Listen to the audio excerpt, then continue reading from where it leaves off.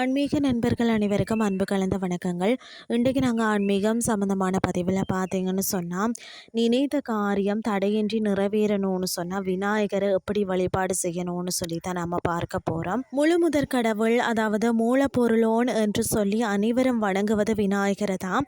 கணபதியை வணங்கினால் காரிய தடைகள் யாவும் நீங்கும், விக்ன விநாயகரை வணங்கி வினையாவும் நெருங்காது.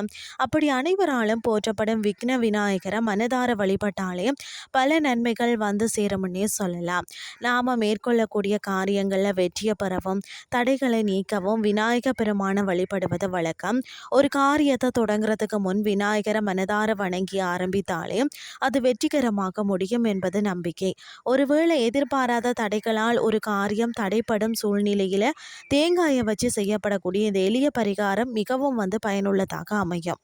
நாம் அன்றாட வாழ்க்கையில் தேங்காயின் பயன்பாடு மிகவும் முக்கியத்துவம் வாய்ந்ததாக தான் இருக்கிறது.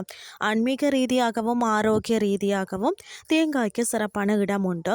எந்த ஒரு ஆன்மீக வழிபாட்டிலையும் தேங்காய் முக்கிய பங்கு வகிக்கிறதா. அதே போல் எதிர்மறை ஆற்றல்களை நீக்குவதற்கும் தேங்காய் பயன்படுத்தப்படுகிறதா. இப்போ வாங்க பரிகாரம் செய்யக்கூடிய முறையை பார்க்கலாம். இந்த பரிகாரத்தை நீங்கள் நினைத்த காரியத்தில் தடைகள் ஏற்படும் போதும் புதன்கிழமை அன்று மட்டும்தான் செய்யணும். வேறு எந்த கிழமையிலையுமே செய்யக்கூடாது.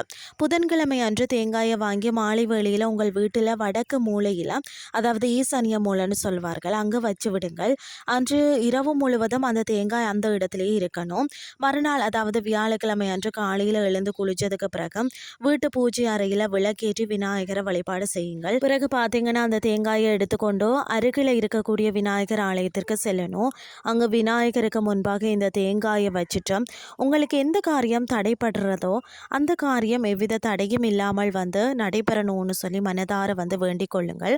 அதற்கு பிறகு விநாயக பெருமான 3 முறை சுற்றி அந்த தேங்காயை எடுத்து சிதறு தேங்காயாக விநாயக பெருமானுக்கு உடைத்து விடணும்.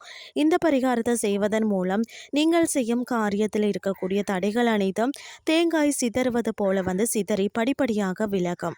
இன்றைய ஆன்மீகம் சார்ந்த பதிவு உங்களுக்கு பிரயோசனமாக அமைஞ்சிருக்கும்னு சொல்லி நானும் நம்புகிறேன்.